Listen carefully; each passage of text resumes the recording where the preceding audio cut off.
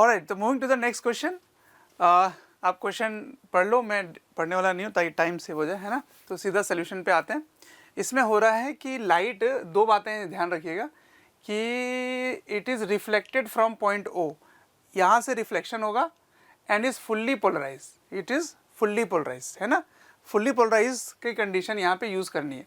तो बताना है कि इस एंगल का साइन थीटा क्या होगा, इस एंगल का साइन थीटा क्या होगा, ठीक है। तो आप देख पा रहे हो यहाँ से सोर्स है, यहाँ से लाइट जाएगी, लाइट जाकर के यहाँ पहुँचेगी, पहुँचने के बाद रिफ्रैक्ट होगा क्योंकि मीडियम चेंज हो रहा है, रिफ्रैक्ट होकर यहाँ आने, और यहाँ पर आने के बाद लाइट फुल्ली पोलराइज हो जाना चाहिए, ठीक है।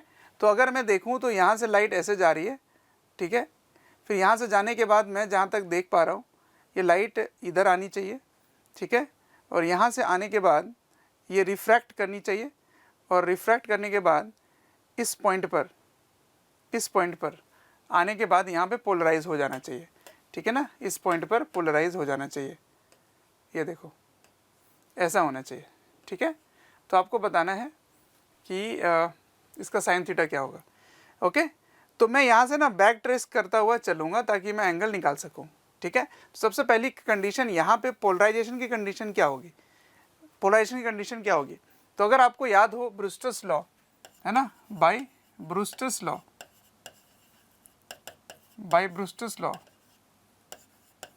एट ओ पर, यहाँ पर फॉर फुल्ली पोलराइजेशन,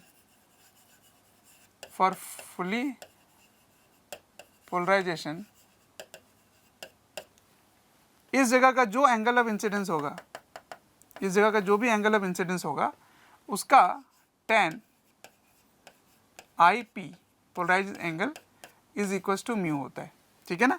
तो यहाँ देख पा रहे हो थोड़ा सा मीडियम है यहाँ पे, है ना, मीडियम है यहाँ पे, और उसका मीडियम कितना है, √3। तो इसका मतलब ये √3 होना चाहिए। तो tan IP is √3, therefore IP is equals to 60 degree, IP is equals to 60 degree. तो ये वाला एंगल बच्चों कितना आ गया, 60 डिग्री आ गया, देख पा रहे हो। और मैंने यहाँ पे बना दिया नॉर्मल, और ये नॉर्मल ऑब्वियसली इसके सेंटर से पास करेगा, और ये एंगल मैंने क्या लिया है, IP, और IP कितना है, 60 degree. Again I will make one normal, और ये जो नॉर्मल है ये नॉर्मल इसके सेंटर से पास करेगा। तो आप देख पा रहे हो ये भी रेडियस, ये भी radius, therefore these two sides are equal, that makes it to be isosceles triangle. तो आइसोसेलेस ट्राइंगल हो गया। तो यहाँ का एंगल और यहाँ का एंगल सेम हो जाएगा, और ये 60 डिग्री है तो ये भी क्या हो जाएगा, 60। डन है यहाँ तक। अब क्योंकि मैंने यहाँ नॉर्मल बना दिया है तो ये एंगल हो गया यहाँ पे एंगल ऑफ इंसिडेंस, ठीक है। और ये एंगल है एंगल ऑफ रिफ्रैक्शन, इसको मैं ले लूँगा एंगल ऑफ रिफ्रैक्शन, ठीक है। तो अब यहाँ पे लगाएंगे Snell's law at point A, ठीक है। तो बाय स्नेल्स लॉ यहाँ पे लिख देते हैं, by Snell's law at A, by Snell's law at A क्या लिखेंगे, √3 into sine I is equals to, यहाँ का मीडियम है 1 इंटू साइन आर, और आर कितना है, साइन 60।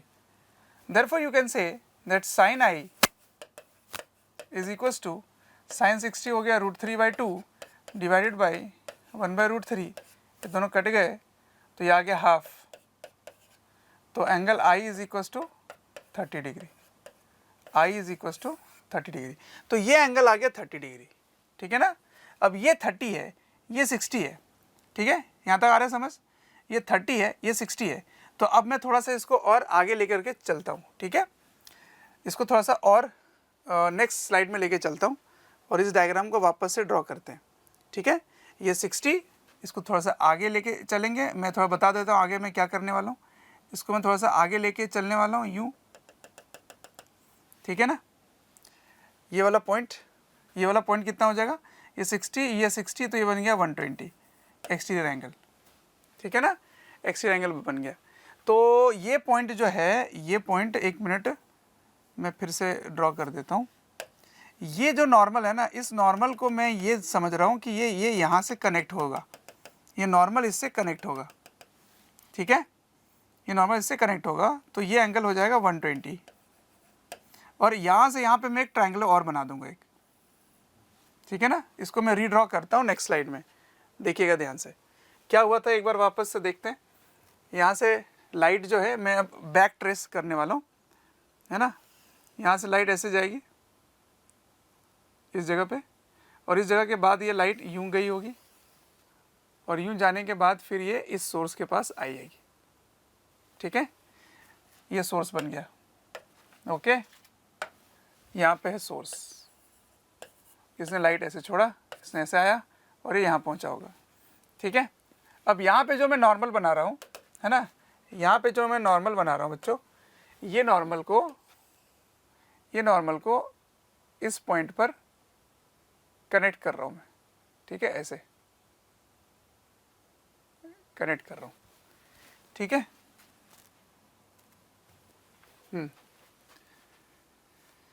और यहाँ पे एक सेंटर है, इस सेंटर से मैंने इसको कनेक्ट किया, ये है 60 डिग्री, इसको इससे कनेक्ट किया, ये हो गया 60 डिग्री। और ये वाला पॉइंट और ये वाले पॉइंट को मैं एक ही पॉइंट बनाने वाला हूँ, ठीक है। थोड़ा सा इसको थोड़ा सा पॉइंट को कनेक्ट करके यहाँ पहुँचा देता हूँ, ठीक है। ये पॉइंट मैं अज्यूम कर रहा हूँ, इसको मैं हटा देता हूँ फिलहाल के लिए, है ना, ऐसे। अब ध्यान दीजिएगा क्या कर रहा हूँ मैं इसमें।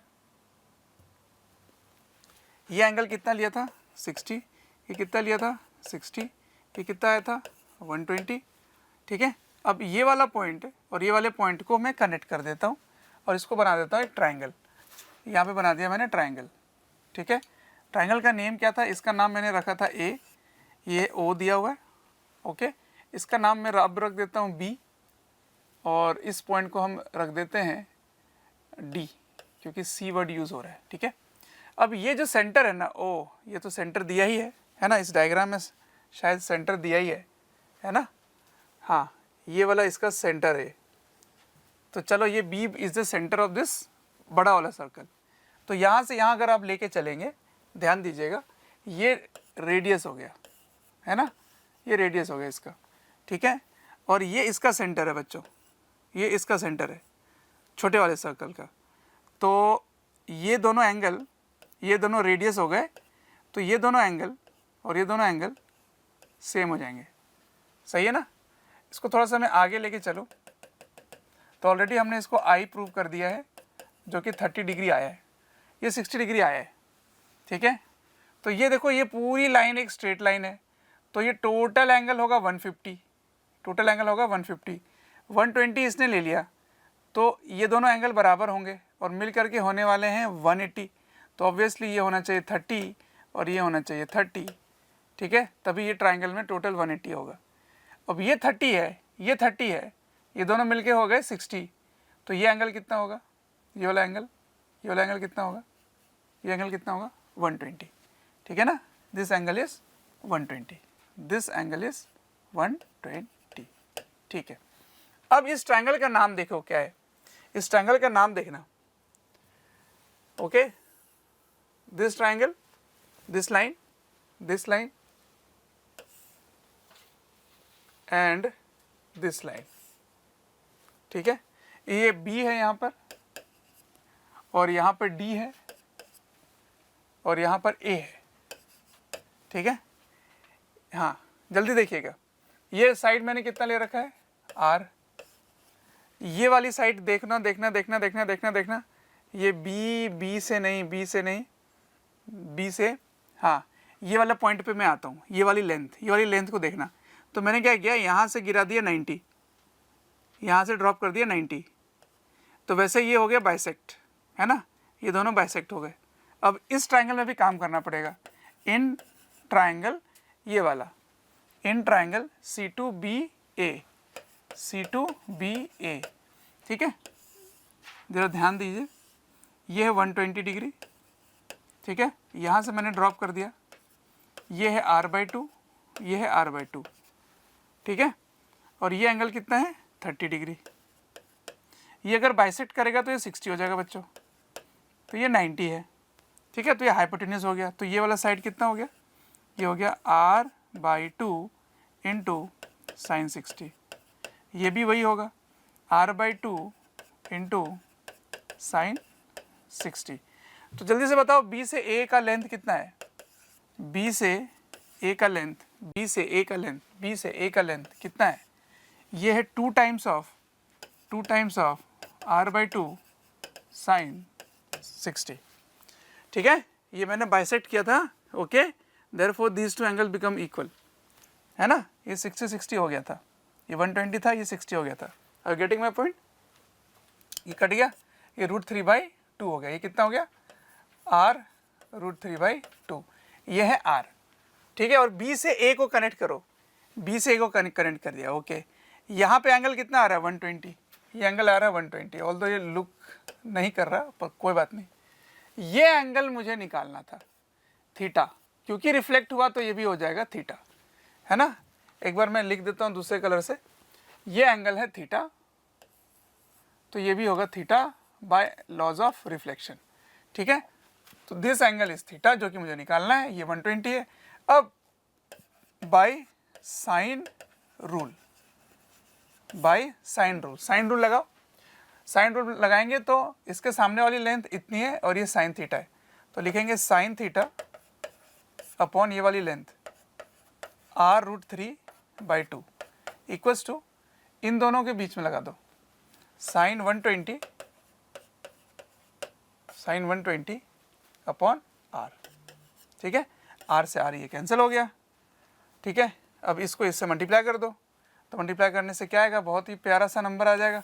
Sign theta is equals to, ये इससे मल्टीप्लाई हो गया, √3/2 into sine 120। Sine 120 is also √3/2, sine 120 is also √3/2, तो √3/2 इंटू √3/2 दैट इज 3/4। तो हमारे ख्याल से इसका आंसर 3/4 आना चाहिए। ठीक है, सो लेट्स होप क्या देते हैं जेईई एडवांस वाले। ओके,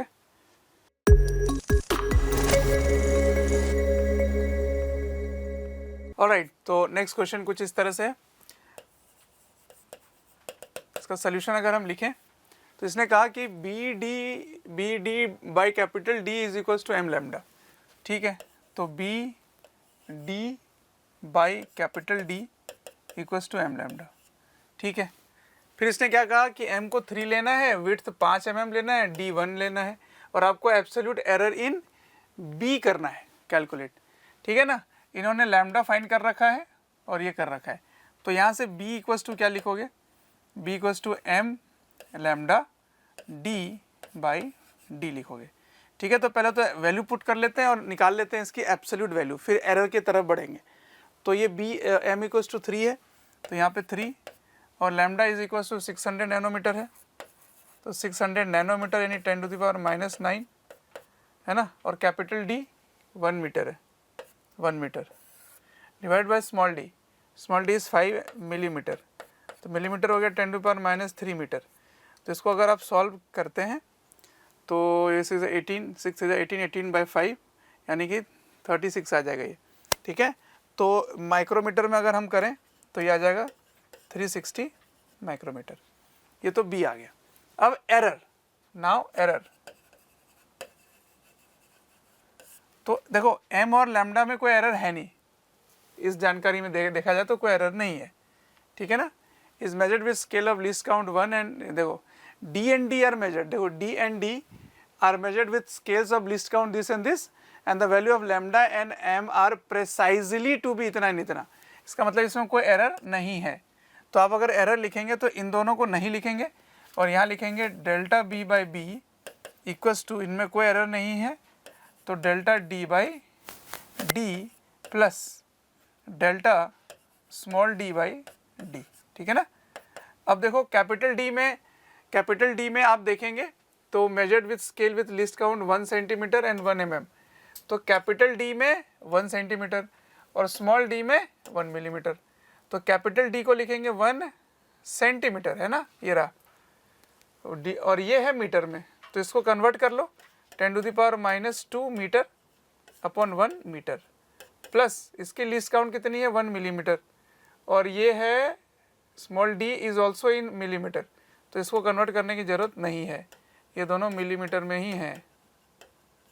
ये कैंसिल आउट हो गए, ठीक है। तो कट के क्या आ गया, ये 10⁻⁻2 प्लस ये हो जाएगा, इसको मैं डेसिमल में लिख देता हूँ, ठीक है। तो डेसिमल में कितना हो जाएगा, 0.01 प्लस ये इंटू 2 0.2, तो बन गया 0.21, ठीक है। ये हो गया डेल्टा बी बाई बी। तो ये रिलेटिव एरर है ना। मुझे एब्सोल्यूट एरर चाहिए, एब्सोल्यूट एरर मतलब डेल्टा बी। तो delta B is equals to 0.21 into B, that is 0.21 into 360 and that is 75.6 micrometre, ठीक है। तो हमारे ख्याल से आंसर ये होना चाहिए। लेट्स सी क्या है जेईई एडवांस में। तो एब्सोल्यूट एरर है ना, कोई रिलेटिव की बात नहीं है, तो बी से मल्टीप्लाई करना चाहिए, ठीक है। तो नेक्स्ट क्वेश्चन की तरफ बढ़ते हैं। तो नेक्स्ट क्वेश्चन आप पढ़ लीजिए, है ना। पढ़ने के बाद आइए सॉल्व करते हैं। इसमें क्या लिखा है कि दोनों की डी ब्रोगली वेवलेंथ सेम है, सेम डी ब्रोगली वेवलेंथ। किसकी किसकी सेम है, एक तो थर्मल एनर्जी लेना है किसका, न्यूट्रॉन का, और इलेक्ट्रॉन का लेना है, इलेक्ट्रॉन का लेना है n=3 में, ठीक है ना। तो एक बार याद करते हैं कि किस तरह से इस चीज़ को डील करेंगे, है ना। आइए याद करते हैं। तो for neutron lambda is h/√2m kinetic energy, है ना। तो काइनेटिक एनर्जी कैसे लिखेंगे, h/2mn kinetic energy is kb/t का √अंडर। ये हो गया लैम्डा ऑफ न्यूट्रॉन, ठीक है। अब फॉर इलेक्ट्रॉन की बात करते हैं।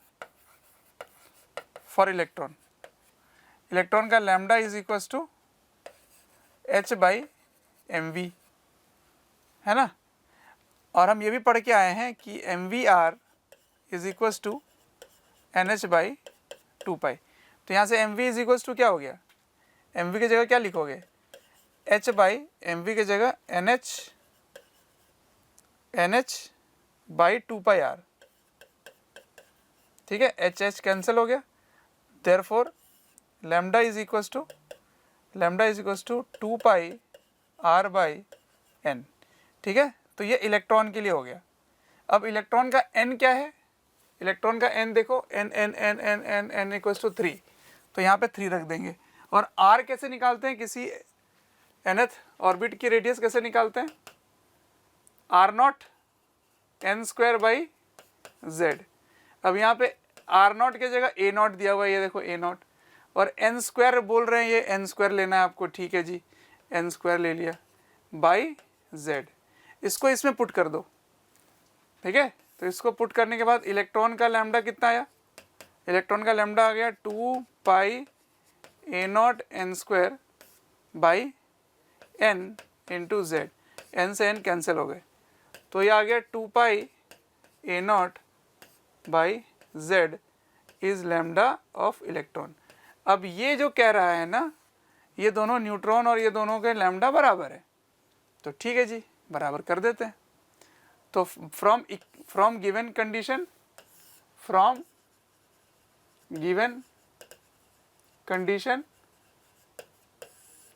Condition lambda of neutron is equals to lambda of electron.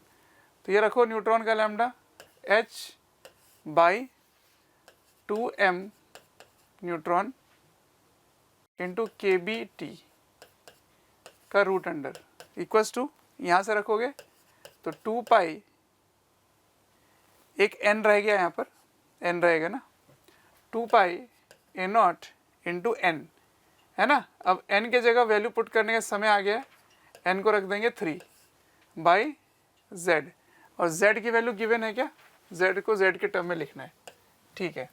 अब कर दो दोनों साइड स्क्वायर, तो स्क्वायर करने के बाद ये h² हो जाएगा, ये 2 हो गया, ये mn हो गया, ये kb रह गया, ये t है, और ये हो जाएगा 4π² a0² इंटू 9 बाई जेड। तो यहाँ से टी को उधर ले जाओ और इनको इधर ले आओ। तो इधर लाने पे क्या आएगा, देखो इस टर्म में लिखे ऐसे लिख रहे हैं, तो लिखेंगे जेड स्क्वायर इंटू, अच्छा जेड स्क्वायर भी हो जाएगा ना, Z square into H square, इधर आ गए। और नीचे में क्या लाना है, इनके नंबर्स को। तो नंबर लाओगे तो 9 इंटू 4 इंटू 2, 2 इंटू 4 इंटू 9, ठीक है, इंटू पाई स्क्वायर, हाँ भाई पाई स्क्वायर, ठीक है। फिर आएगा ए नॉट का स्क्वायर, हाँ ए नॉट का स्क्वायर बिल्कुल। फिर आएगा एम एन, हाँ एम एन, ठीक है। फिर आएगा के बी, हाँ के बी, ठीक है, इक्वल्स टू टी। तो दिस इज योर अल्फा। तो अल्फा इज इक्वल्स टू 72, ठीक है ना, डन है ये। तो this was also good problem but easy section, okay, note करो।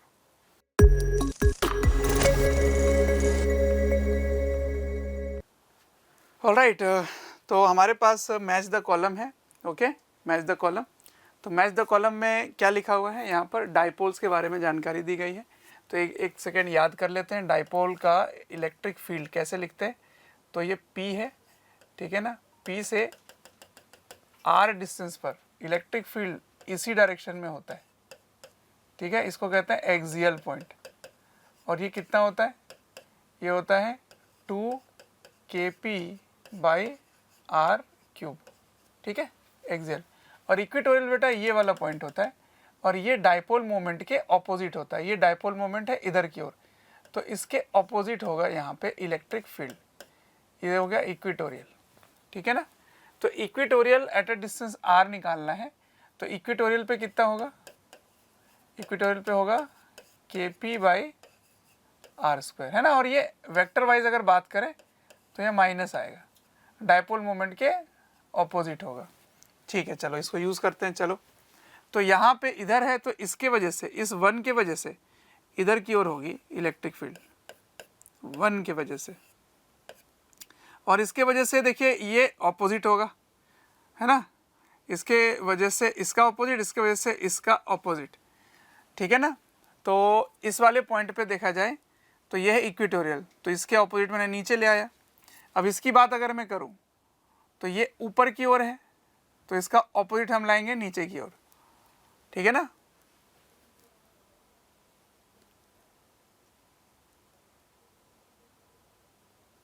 ठीक है ना। तो अब कलर चेंज करके देखते हैं। तो ये हो गया 2 के वजह से इधर E2, तो ये दोनों ऐड हो गए। तो ऐड होकर के किधर आ गया, J का ऑपोजिट।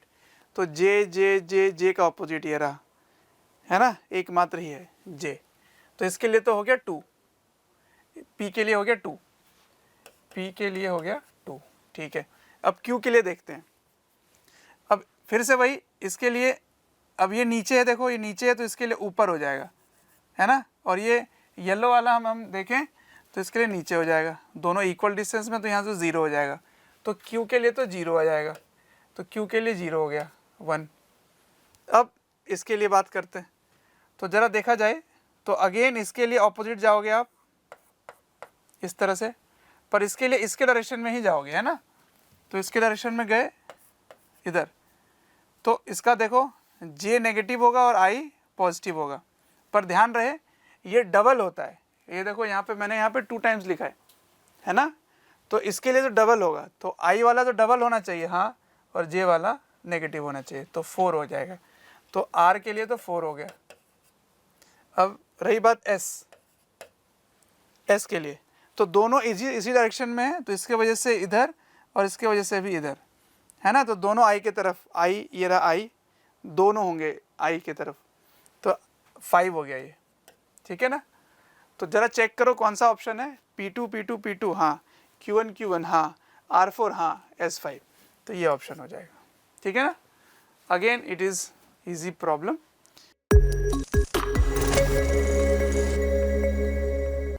ऑलराइट, तो नेक्स्ट क्वेश्चन इस तरह से है, आप देख लीजिए, AC के फेज़र पे क्वेश्चन है, बहुत ही सिंपल मैच द कॉलम है। एक बार नोट कर लो क्वेश्चन क्या है। यहाँ पे लिख रहे हैं कि Z को हम कॉलम 1 में रखेंगे और इसका आपको ग्राफ बनाना है ना, ग्राफ बनाना है। तो ये रहा हमारे पास ऑप्शन, ये Z है और ये ग्राफ है। तो सबसे पहले तो ये अकेला है, ये रेजिस्टेंस है। तो एक बार याद कर लेते हैं, जरा इसके सोल्यूशन को याद कर लेते हैं, सोल्यूशन को याद कर लेते हैं। I equals to V by Z होगा, ठीक है। तो फॉर प्योर रेजिस्टेंस जो फेज आएगा ना, करंट और वोल्टेज में जो फेज आएगा वो 0 डिग्री आएगा। तो सिंपली आप इसका Z निकालिए, Z है 30, तो I इक्वस टू V, एक बार पीछे चेक करो V क्या है, 300 साइन 400t।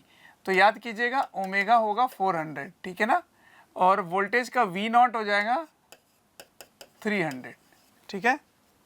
तो I equals to 300 upon Z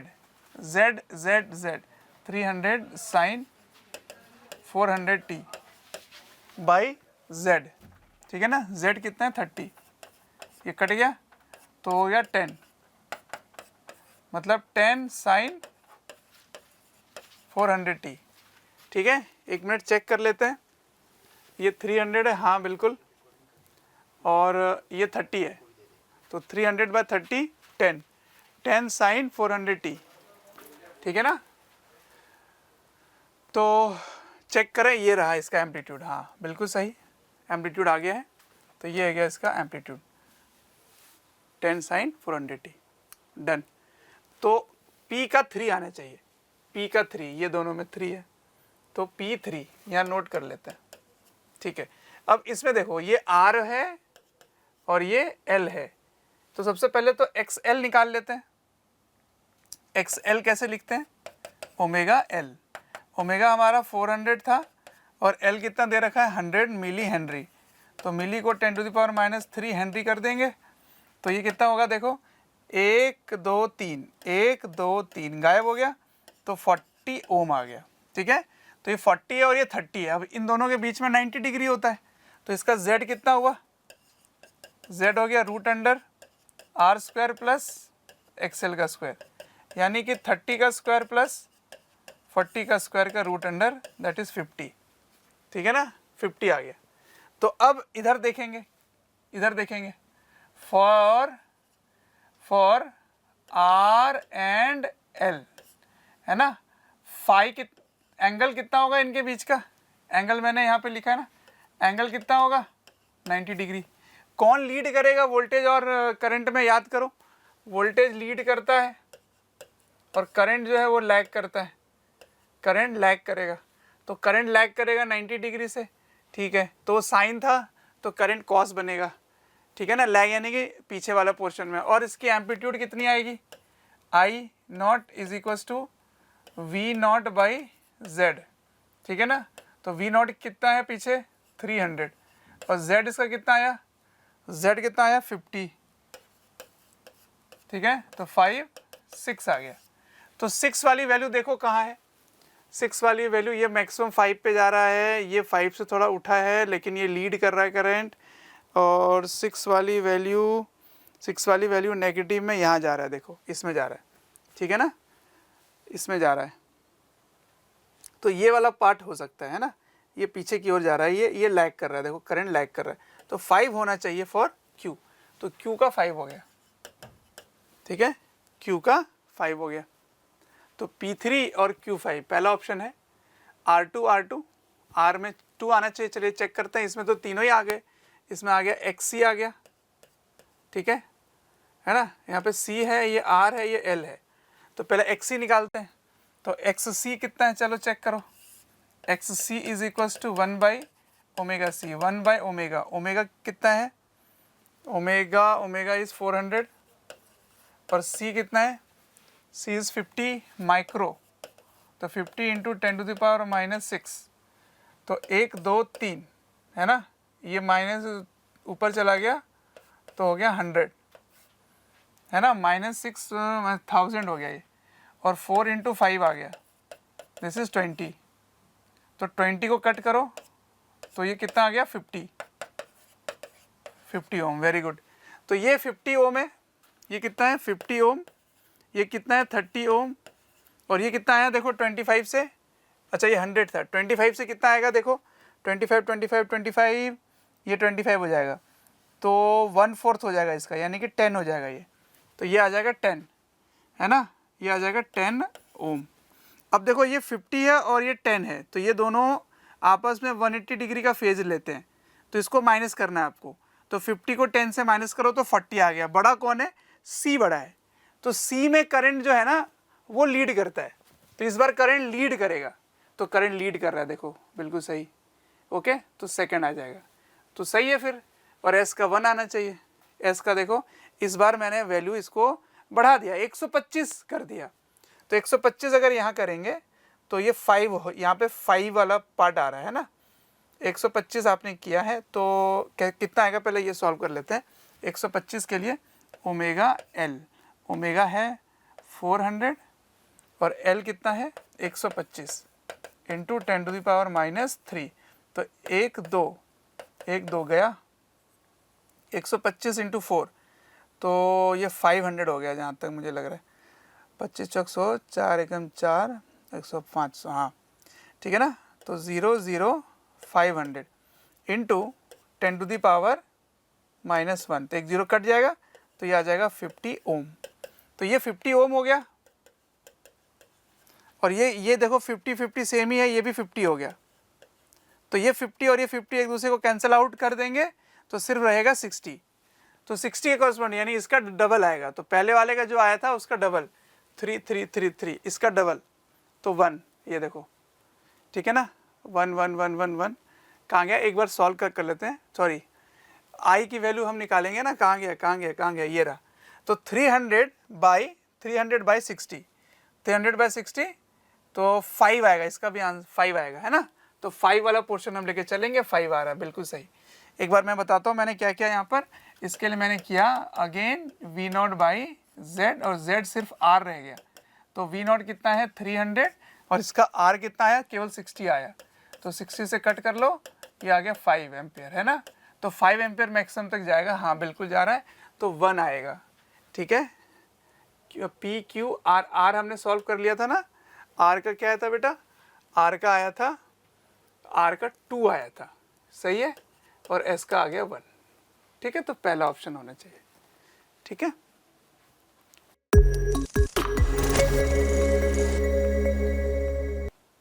alright, ये क्वेश्चन देखिए, आपको एनर्जी के टर्म में रिलेट करना है, ठीक है। तो पहला है EZ² में, इसमें से किस में होगा, तो आपको पता है ये हाइड्रोजन लाइक एटम में ट्रांजिशन पे आता है, तो energy of radiation due to electronic transition from hydrogen like atom, ठीक है, तो 5 होगा, तो इसका P का मैं रखूँगा 5, ठीक है। अब Z-1, तो Z-1 वाली जो बात है, ये कैरेक्टरिस्टिक एक्सरे हम जब पढ़ते हैं तो एटम आकर के K शेल के इलेक्ट्रॉन को रिमूव कर देता है, तो मोजलेस लॉ भी आता है वहाँ पे, याद होगा आपको।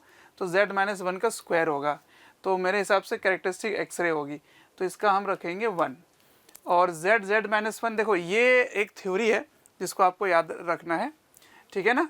तो इस थ्योरी में हम इसको लेके चलेंगे कि इलेक्ट्रोस्टैटिक पार्ट, इलेक्ट्रोस्टैटिक इसने लिखा है, electrostatic part of the nuclear binding energy for stable nuclei, तो ये वाला पार्ट हम लेके चलेंगे, ठीक है ना। क्योंकि यहाँ पर इलेक्ट्रोस्टैटिक पार्ट है, इसलिए Z-1 का प्रोडक्ट पार्ट आएगा। लेकिन अगर प्रैक्टिकली इंडिपेंडेंट ऑफ Z की बात करें तो वो बाइंडिंग एनर्जी होती है बेटा, binding energy per nucleon, binding energy per nucleon is independent of Z, उस पर डिपेंड नहीं करता, वो न्यूक्लियस पे डिपेंड करता है ना। तो S का होना चाहिए 4 होना चाहिए, तो मेरे ख्याल से C ऑप्शन होना चाहिए। तो ये थ्योरेटिकल है, आप देखिए क्या आंसर आता है JEE एडवांस में, पर हमारे हिसाब से ये आना चाहिए। Let's see what is the answer, ठीक है। तो बच्चों उम्मीद है ये पेपर 1 हमने कंप्लीट कर दिया है, आपको सोल्यूशन समझ में आया होगा और काफ़ी हेल्पफुल होगा। तो see you in the next video, जिसमें हम कुछ और इन्फॉर्मेटिव पार्ट लाएंगे। Till then bye bye.